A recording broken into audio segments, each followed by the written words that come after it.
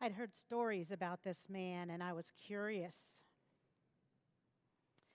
He'd been traveling around the Sea of Galilee, and word had reached our region that he'd been healing people, and I even heard that he had fed 5,000 with only a few loaves and fishes. There were 12 baskets of crumbs left over, I heard. I wonder, what happened to those baskets? What happened to the crumbs? His presence was calming and peaceful and forgiving, I heard.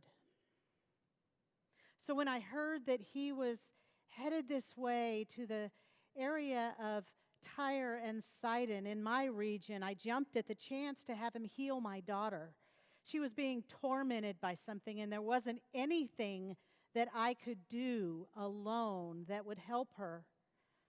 I needed a miracle. I really wasn't looking for much. Maybe just a bit of those crumbs from those miracle baskets. And I sure didn't know how he'd respond. He'd been spending all of his time around the Sea of Galilee with his people, the people of Israel, the Jews. And he was a Jew himself. How would he feel about me, a Gentile? What was bringing him here anyway, to this land of pagans? Was he going to listen to me? Would he hear my cry? Would he even share from that basket for me and my daughter? But I had to try because my daughter was in so much pain. So I found where he was staying, and I saw these 12 other men there. That was scary for me because who am I? A Canaanite woman. A Canaanite and a woman to boot. I had to figure out how to get his attention, surrounded by all those men looking at me with this disdain in their eyes. But I mustered up the courage, and I yelled out so he'd know I was there. "Have mercy, Lord, Son of David, help me. My daughter is tormented." And I know he heard me. I know his followers heard me because they whined and said, "Send me away." I was annoying. They were appalled, but they had no idea how desperate I was for this man to heal my daughter. "I'm only here resting," he said. "I'm not here to heal. My mission is to save the people of Israel." And that didn't make sense to me. The stories I'd heard about this man and their God was a God for all people. Even if I was a Gentile, what was to keep me from being a part of that family? I knew I didn't have much time for him, so I walked up to him, thankful that those other men didn't lead me and hold me back. And I kneeled and I said, "Lord, help me." And he must have seen my desperation. That wasn't for me, but for my daughter. By now, I wasn't just begging for mercy. I was begging to be a part of that family that he had been drawing in to understand the true nature of God, and I was begging for that nature to heal her. And then he gave me an opening. I heard his response. "I can't take food away from the children and give it to the dogs." And I had to breathe deep. He's tired, probably. He wants me to go away. But when I breathed, I felt something nudge me to nudge him one more time. Why would he only react to the people of Israel when this child in my house was hurting? Was he really going to turn me away? So I took a breath and I thought about those crumbs in the basket, the miracle that he had. And I said to him, "Lord, you may be right, but don't you know I don't need the full loaf of bread? I just need the crumbs from that loaf.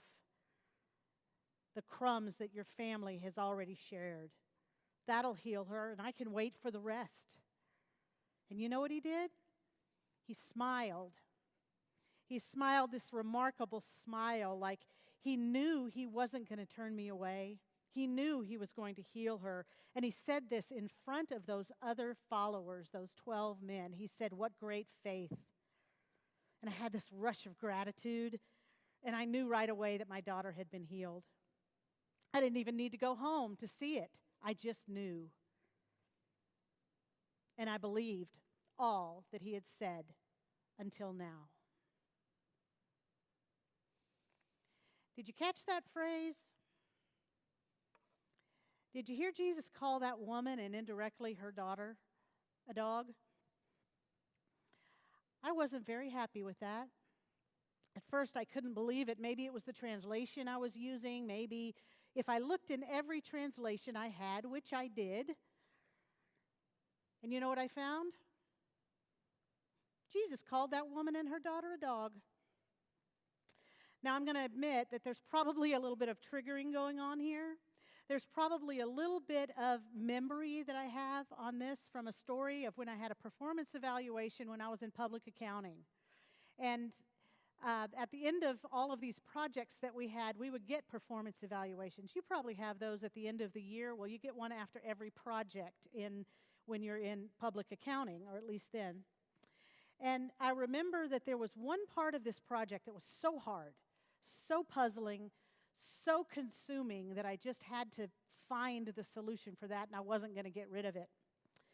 But eventually, I found the solution, and I answered the problem. At the end of every project, the supervisor prepares an evaluation, and thank goodness we have the ability to change those. Because when I hear the word dog, and when I hear the context of calling this woman and her daughter a dog, what I remember is what was written about my stubbornness with this problem. What I remember is about the answer that he said was a compliment to my strength. Kathy has the tenacity of a pit bull. He wanted to write that down. Now, I'm grateful that the manager on that job didn't see that and agreed with me that the description was maybe less than complimentary, because when I hear someone refer to a person as a dog, in this case a pit bull, I would say the first reaction is something like a growly, mangy, mean dog that is scary and is forceful. General dog insults don't relate necessarily to those little miniature toy dogs that come in your purse, do they? So no, I'm not real big on Jesus calling her a dog. So now that we have that out of the way, what are we to make of this interaction between Jesus and this woman? As you can imagine, there's a lot of people that weigh in on this and try to correct what we're interpreting about this. They're trying to correct and sometimes even make this story seem that Jesus isn't saying what he's really saying. They try to tamper it down. It's not really a mangy dog. It's more like a household pet. Yeah, still a dog. She doesn't really correct Jesus. He's testing her faith. He knew what he was doing all along. And this is a good one. Let's just totally discount the woman. Let's discount what she had to say and bring in the disciples, that he's testing the disciples really by using this woman. I didn't like that one either, but you might think we're trying a little too hard to clean up this story, right? A little too hard that Jesus didn't really call her a dog, or that he wasn't wrong in ignoring her or offering her bread or healing. I think to do that kind of sidesteps the beauty of this story. It's a story about faith. It's a story about how God and Jesus respond to that faith. But importantly, there's a question that is deeply buried in this story, and it makes a whole lot of people uncomfortable. So let me ask this. Does Jesus have to be perfect for us to follow him? What are we to learn from him in this exchange? This is a really tough question, but it's a really good one. It's the kind of question that Pastor Scott might ask or answer in his Ask Me Anything, which wrapped up last week, but I'm sure there's going to be another one in the springtime. Remember this question. Seriously, what do we expect of Jesus in this story? He does eventually heal the daughter, right? All's well that ends well. That's kind of like pretending that Holy Week doesn't matter and only focusing on Easter, the resurrection, the good stuff. In fact, it's because of Holy Week that Easter means so much. So in this story, are we to learn more about the outcome, that the daughter is healed, an outcome that, frankly, we would expect from Jesus, healing the daughter? Or are we learning more from how he got there? That's what I think. I mean, the fact that Jesus is so tired and wanting people to get away, to be away from people, that's something I can understand and I can relate to. The fact that he doesn't want to deviate from his plan, he wants to keep going the way that his mission was stated, that I can understand as well. We don't want to go off track or have change. In fact, I think I can wrap my head around a Jesus who struggles with these things a little more than I can, that perfect guy, you know? But it's precisely because he struggles and still comes around to help this woman and her daughter. That's what I think he models well for us here. It's Jesus' compassion for this woman and her daughter, their suffering and torment that they're going through, that makes him turn and step outside of that plan and consider that he's not here at this time just for the people of Israel. And it's that humility in admitting that this woman is right. A change in timing is necessary right now. That when someone is suffering, our mission is to relieve that suffering. There's not a specific time and place to do what's right. He answered a similar question for the Pharisees. Do you remember? When someone's ill, does it really matter what day of the week that person is healed? Of course not. Jesus knows that and responds to the Canaanite woman in a way that we expect, with compassion and love in healing her daughter. But there's another lesson here, and you might miss it if you just stay focused on this one passage, the dog and other things. It's a lesson about how this woman came to influence Jesus' response, not just to her daughter, but to the greater community. See, we can learn so much more when we kind of stand back from the passage that we're reading and we read the bookends. We read what happened before and we understand what's happening after. That's why it was important to bring out the feeding of the 5,000 earlier. Jesus had performed this miracle only for the Israelites around the Sea of Galilee by feeding the hungry people who were following. That's what he'd been doing, feeding and healing all along the way. But look what happens after his encounter with this Canaanite woman. He and his disciples take this lesson with them. This is an all means all lesson. And Jesus shows the same compassion to the Gentile area, to the people of the Gentiles. And remember, this is not Jesus' base. So verses 29 through 31, Jesus heals the lame, the maimed, the blind, the mute, many others.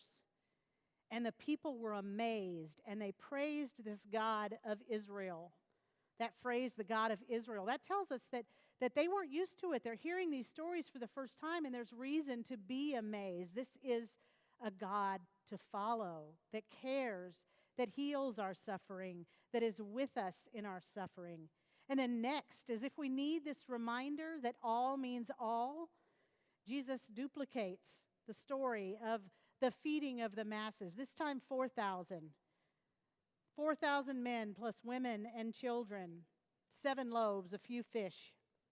And it occurs in an area where the Gentiles are more populated than the last story. All have been fed. Jesus hasn't just healed one woman's daughter. He's expanded his entire mission based on this one encounter with this Canaanite woman. More people are healed and more people are fed because of her persistence. In economics, there's a factor known as the multiplier factor. Yes, it's true you came to worship today to hear a lesson on economics. Stick with me, though.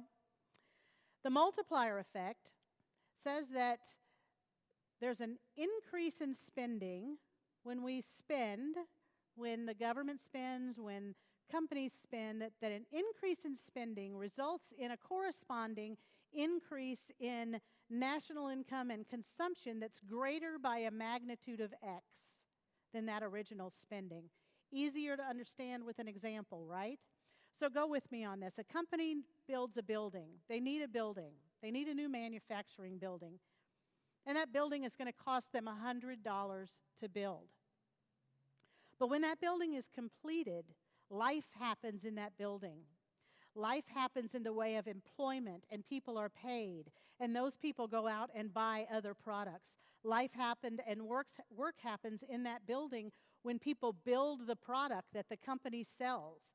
There's lots of things that happen, and the items are sold and used by people who build that product. So the initial $100 ends up expanding by a multiplier effect of that 100. Maybe it's 2 times, maybe it's 3 times, maybe it's 100 times. But that's what we're talking about when we say the multiplier effect. And after reading again about the Canaanite woman, I'm ready to say that she is a multiplier. Her persistence was that initial energy, that initial spending, that energy of love for her daughter that got the ball rolling. Her faith was in Jesus to do the right thing. This persistence, courage, faith, all wrapped up in this one woman's good trouble to find this man and get healing for her daughter. There it is. You knew I'd come to it eventually, right? That good trouble. This one woman's unexpected, uninvited, and in lots of ways unwelcomed voice and courage and persistence. That voice that had an impact that led to new life for many others. She wasn't even approaching Jesus on her own behalf, but for that of her daughter. The encounter was never about her. It was always about her daughter. And when Jesus didn't respond, she asked again. And when he gave her excuse about why he wasn't responding, she asked it in a different way. The Canaanite woman persists not to be right, but to convince Jesus to do right. And she had faith in that compassion and grace that she had heard about Jesus. She had faith that with the right amount of persistence, Jesus would do the right thing by her daughter. Persistence for her wasn't this needling and nagging and pointing and accusing. Instead, it was to honor what she knew Jesus was to his people, a compassionate, loving, and humble man who was confirming that we can expect the same of a loving God. She had faith that the crumbs were enough to feed her. She had faith that the crumbs were enough to heal her daughter. And she didn't need to take anything away from anyone else to get Jesus to act. Because of her persistent voice and unyielding faith that he was who she believed him to be, her daughter was healed, but so were the blind and the lame and the deaf, and people were fed. This remarkable woman, this woman who followed the literal breadcrumbs to lead Jesus to an answer he already wanted to give her. She helped Jesus reveal himself to a whole host of other people just by having faith in who he already is.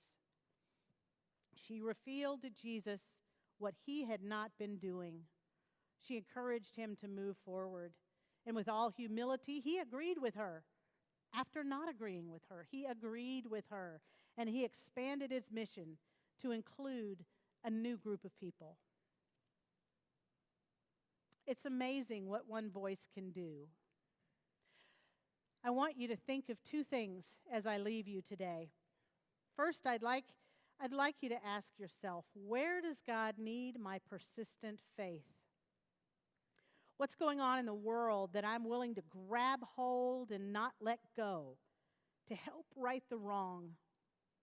What's going on, not with the tenacity of a pit bull, not in an aggressive way, but in a continuous and loving way, prodding and persistent way that convinces other people to act lovingly.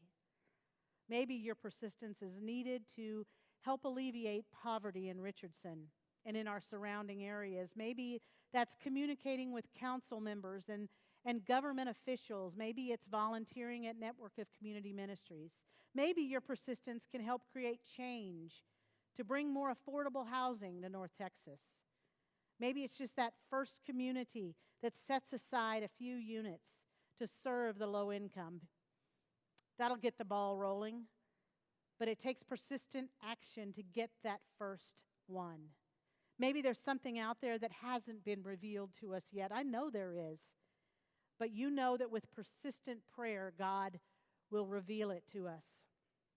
And this isn't anything that we haven't already encountered, Arapahoe. Time and again, a need has been revealed in this community, and we've kept a persistent faith that helped us answer it and find solutions. Justice for our neighbors, building expansions, refugee ministries, Pumpkin Patch 2020. And as we close out our sermon series on good trouble, I want to remind you what John Lewis said. Don't be afraid to make some noise, to get in good trouble, to get in necessary trouble. Sometimes we don't even know we're getting into trouble, right? But if we take a cue from the Canaanite woman's persistence encounter with Jesus, we'll see that good trouble, persistence, love, and faith in God's promise that will not benefit just ourselves, but will act like a multiplier for everyone around us. More love, more healing, more peace to the whole community. That persistence goes above and beyond. It multiplies. So I encourage you, be persistent, my friends. Go above and beyond. Be a multiplier. May it ever be so. Amen.